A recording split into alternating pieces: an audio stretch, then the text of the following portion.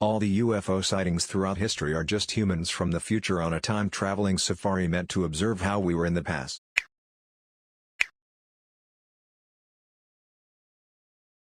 I think some memes are started by businesses as a form of free advertising. The recent Duolingo memes got me thinking more about it. Duolingo wasn't a small app at the time, but it became a lot more popular after the fact. There have been other memes revolving around a particular product or brand as well, that make me think this is happening on a strategic level beyond some kid thinking it'd be hella funny to do this or that. Marshmello doesn't actually produce his own music. My biggest piece of evidence is the creator arcade videos. He speaks and navigates Ableton like someone with only a basic knowledge of music production. He does everything number by number. Producers don't do that. You can't just instantly know that sound needs a boost of exactly 1 dB at exactly 1.2 kHz without even listening to the sound first. He randomly pauses every now and then, presumably to be fed lines. And he seems to lack even a basic understanding of music theory, recreating MIDI by randomly clicking in notes with no regard for the key of the song. Someone with the level of skill he demonstrates should not be capable of making radio-quality hits. Disney released Frozen, so that it would be the top result when searching Disney Frozen, and not anything about Walt Disney's head being cryogenically frozen in the Disney theme park. I don't know how likely that is, on either count actually. Area 51 is just a front that was allowed to become popular in the public eye, but actually has nothing of value. Not saying aliens in bases exist, just saying Area 51 is allowed to be the popular secret base thing to cover up actual secrets. I am not downplaying what the airmen at 51 do, just saying that what they do now is not likely as top secret as people are led to believe. That our phones are always recording, at least audio, to target advertising of course, but more secret agent things as well. My mother-in-law talking at dinner about how hard it is to train for a marathon now that she is over the age of 55. I get ads all over Reddit and Google that read, "Over 50 and a runner? Check out this random product." Within 4 hours of the conversation. I know there was a bunch of stuff about this, but I think every company denied it. Could be wrong though. Marijuana legalization is being pushed by Big Pharma. Once it's legalized, they will then push for restrictive regulations in the interest of public safety that will force shutdowns of consumer or small grow operations. Those are only allowed now to foster positive sentiment towards legalization. So then it's legal and they have a monopoly. Planned obsolescence, if it's still a conspiracy theory. Why does my phone suddenly develop unseen issues when the new one is released? It's not a coincidence. And who even asked for these tech companies to release a new phone every year? We live in a time where technology is now growing at a rather slower pace compared to the 2000s when there was rapid innovation. It's not like my current phone is getting crappier in 1 year, but wait, it is. Applies to phones, tablets, smartwatches, basically most, rather expensive, internet-connected devices receiving updates. There's a recent increase in realistic space colonization movies to garner interest in space exploration. Because some people at the top know it's needed. It's actually probably so very wealthy people can get funding and support from us average losers so they can abandon the planet as soon as possible, while we suffer all the crap that was most likely caused by them. People at the top don't give a crap about you and I. We can sit on the planet and pay for oxygen as we slowly die from cancer. They want to get off the planet. Male birth control advancements are being squashed by the pharma companies who produce the female contraceptive pill because of all the money the pill generates despite it causing so many unsavory side effects. Example, Vashulgal. A non-invasive treatment for men that mimic a vasectomy but is completely reversible. It's been around since 2010 but can't get funding. I think it's because it is a once of, maybe more than once depending on number of kids you want, treatment and reversal and not a daily dose, so it is not a constant income. Why fund something that won't give you a steady stream of money, even if it means a healthier society? I am not talking about the male contraceptive pill or spermicide gel. This is, for lack of better way to explain, an IUD type thing for men, completely different to the male pill that has made mainstream media. It was developed in India and there are online sites for them to get funding through sponsors. This is my tinfoil hat theory, it's not based on meticulous research. That Avril Lavigne died in the mid-2000s and her record label hired someone who looked like her to take over her career. Michael Jordan didn't decide to step away from the NBA to play baseball to honor his dad or anything like that. He got caught gambling and David Stern couldn't allow the league to lose all credibility with its biggest star being suspended for betting on games. He had him take a couple years off instead of publicly punishing him. I've posted this one before, but I think that there are high-level rings of pedophiles and sexual predators specifically so that those above them can keep them under control. We know that there are kingmakers. While the big actors and musicians today are certainly talented, there are plenty of B and C-listers who could be just as big if only they had the backing of a big publisher like Disney, Paramount, etc. Thing is, making a king is expensive. You have to spend a lot of time and money getting the public to care about them before they start to pay you back, and once they're big they don't technically need you anymore. So the kingmakers are naturally going to look for people who are retainable to ensure they get their investment back. They have to. For every king they make dozens of duds. It's an expensive process. Sometimes that's as simple as them being naive. A good legal contract can lock them in for a long time, and often the only way out is to destroy your value so the kingmaker stops caring. Look at Britney Spears' meltdown for example, but if you can't get that then blackmail works just as well. I suspect that for a long time homosexuality was the go-to black mark. That's why it seemed like for so long that the big names were always having gay scandals and the like.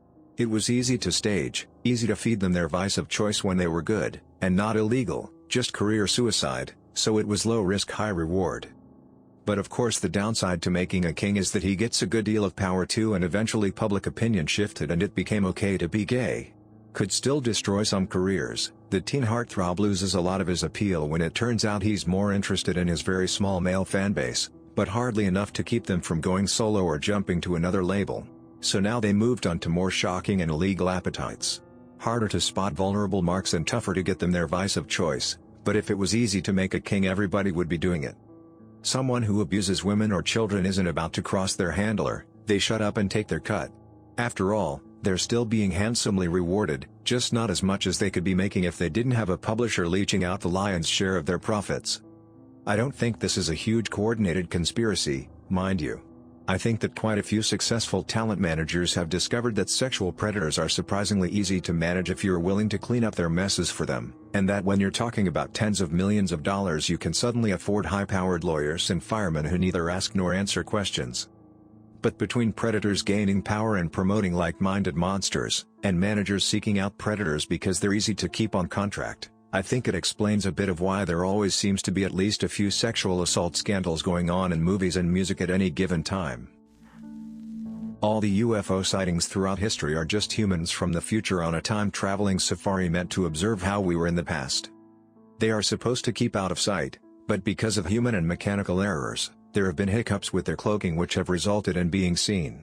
That's why there have always been so many reports of them throughout history, but there has never been an attack. It's just us.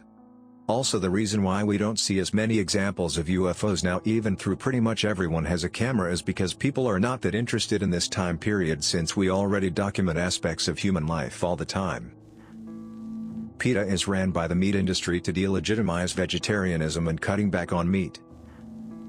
This one is more personal but I fully believe it. Long story short, my father-in-law was good friends with a guy who was pretty high up in Boeing. Like, knew some top secret kinda stuff. Well, he ended up quitting as he couldn't take the pressure. He was a very paranoid person, to the point as was a hindrance to his life. Well, a few months after he starts telling my father-in-law that he's being watched and followed and that the government is coming for him. Like I said, insanely paranoid. A few extra details that will be important: he drove a moped as his primary transportation and he was very overweight. Lo and behold, he comes up dead a month or so later. The official story is this: he was riding along when a hitchhiker waved him down. He stopped to pick him up, drove a few miles down the road to a secluded wooded area, pulled off the road, walked into the woods and shot himself. I shouldn't need to explain what's wrong here, but I will anyway. I'm supposed to believe that a guy with crippling paranoia picked up some random hitchhiker and then killed himself. Even if he wasn't paranoid, it's basically impossible for him to fit a small child on his moped with him, let alone a full-grown male adult. No information was ever released about the hitchhiker. No name, no statements to the police, nothing. The Earth is a zoo created by aliens, and UFOs are visitors. In Lilo and Stitch, they said Earth was a wildlife preserve for mosquitoes. While the aliens refer to it as a preserve for mosquitoes, at the end of the movie we're told that it was a lie made up to protect Earth from destruction. There is intelligent life out there, it's just that we're too primitive for any prominent contact with aliens. Aliens choose to not come to Earth because we are lacking in intelligence and technology, and that the conspiracy is that we know this for whatever reason but plead ignorance in suggesting there is life out there. I somewhat subscribe to this idea. Imagine if advanced alien civilizations view and treat us like we do the people of North Sentinel Island. India until recently did a yearly overflight of the island and also sends out helicopters to check up on them after major events like the tsunami, but we take a very hands-off approach since the islanders are so primitive. Who's to say some advanced alien civilization that views us as quaint isn't taking the same approach, and that the UFO sightings aren't basically to us what the Indian government helicopters are to the islanders? I really hope we are in a simulation. Every religion's heaven sounds like a real drag, but I don't want everything to just end. Ideally, one day I'll die, then just wake up in a room, go get a snack or something, then load up another life and go for another spin. Repeat millions or billions of times. That Princess Diana's death was orchestrated by Prince Charles. I just can't wrap my head around the idea that this guy has an affair with Camilla and gets caught. Divorce happens, and even during the divorce and after, she is doing absolutely the best, like just killing it, still in her duties, mom duties, the gorgeous revenge velvet dress, the entire world adores her. Then all of a sudden she dies in this car accident due to her driver? You know how many countless times she was driven by someone who was trained and hired specifically for the royal family. Then Prince Charles gets married to Camilla and all is right and well again in the public eye the world gets to see. Federal law enforcement bodies are working with the public and private prison industries to flood the streets with heroin and fentanyl, because they see the impending mass legalization of marijuana, and can't risk that many empty cells. A massive uptick in street opioid use in the past few years, combined with aggressive policies targeting legitimate pain patients, and cutting them off of their medications, as well as restricting doctors' abilities to treat more people with things like Suboxone. It's not Big Pharma. Why would they allow their most popular and abusable medications to be all but banned if they're as big and powerful as everyone thinks? It's not like they're hawking new treatment drugs, and the government is working hard to ban natural alternatives like kratom on top of it. To me, it all points to a concentrated effort to increase drug-related offenses to keep fines and court fees rolling in and cells filled after weed is legal. Amazon tracks people who buy Ring doorbells and then waits for those same people to buy another product. Then they send actors and actresses to deliver the next package. While delivering, the actors are told to do something cute or quirky, dance, smell the flowers on the porch, or pet a dog, so that the owners will hopefully see the footage and post it online to social media and give the impression that working for Amazon is actually fun and exciting. All the while getting free advertisement. Music feuds don't exist. They are created by record labels. Anybody who thinks Taylor Swift and Katy Perry were feuding are morons. It is a marketing stunt. Their record labels create these feuds to sell music. When Taylor fans think Katy does a song about her, they all buy the song to see what she is saying, then buy her album to find more songs that they think are about Taylor, and the exact same thing for Katy fans. They are given generic songs to sing that people just assumed are about the other but in reality aren't about anybody. Same goes for rap feuds.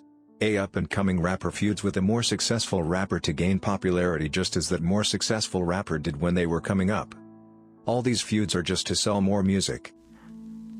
Stoned ape theory is fascinating. The possibility that our conscious thought and self-awareness was developed from monkeys eating mushrooms is so crazy but still plausible. Remember when you were a child and had a life-changing revelation on how the world works? Remember any one of the life revelations that brought you to where you are? All of your thought from that point forth was altered and now on a different path of thinking. Your reality became different and a clearing took place in your mind where you finally understood. An epiphany. This absolutely happens when you take a high enough dose of psilocybin. The theory is that primates discovered shrooms in the wild and it unlocked logic or analytical thinking in their brain, the one thing that most differentiates us. With this newfound logic came a biological shift over millions of years. It would make sense that the split happened sudden and remained divided, since humans with logic wouldn't form social bonds with primates like that. They'd stick to their species for survival and easier hunting. That the governments of this world, and other entities mentioned in these things, are double-playing the conspiracy theories and theorists, and not only through stigmas like the tinfoil hat. I believe that, for example, if there is one huge leak by one of these guys, or maybe even by someone like Snowden, not him specifically, but someone in his kind of position, or at least someone that won't be instantly deemed a nutjob, it's in fact a decoy. You hear about the mess-ups they can afford to let you hear about, thus keeping everything in a constant state of confusion. Are they really that stupid to have that leaked? Or are they 3 steps ahead? You can never know, and that's the way they want you to be. There's a lot of things that go smoother than silk, and nothing ever truly feels like it's changing. It's like, I believe they would have the manpower, the intelligence, and the stakes high enough to pull something like this off.